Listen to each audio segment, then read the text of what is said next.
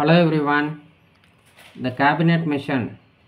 The Attlee government announced in February 1946 the decision to send a high-powered mission of three British cabinet ministers: Patrick Lawrence, Secretary of State for India; Stafford Cripps, President of Board of Trade; and A.V. Alexander, First Lord of Admiralty, to India to find out ways and means for a negotiated peaceful transfer of power to India. Patrick Lawrence was the chairman of the mission. Why British withdrawal seemed imminent now? The success of nationalist forces in the struggle for hegemony was fairly evident by the end of the war. Nationalism had penetrated into hitherto untouched sections and areas.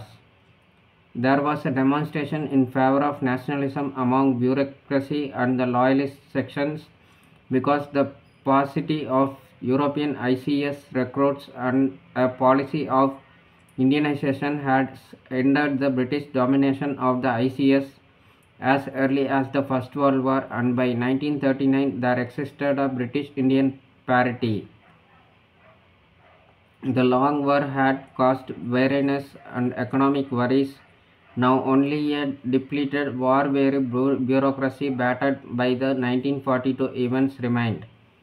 The British strategy of conciliation and repression had its limitations and contradictions. After the Cripps offer, there was little left to offer for conciliation except full freedom. When non-violent resistance was repressed with force, the naked force behind the government stood exposed, while if the government did not clamp down on sedition or made offers for truce, it was seen to be unable to wield authority and its prestige suffered. Efforts to woo the Congress dismayed the Loyalists. This policy of an unclear mix presented a dilemma for the services who nevertheless had to implement it.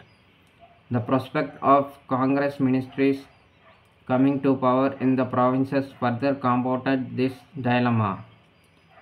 Constitutionalism or Congress Raj had proved to be a big moral booster and helped in deeper penetration of patriotic sentiments among the masses.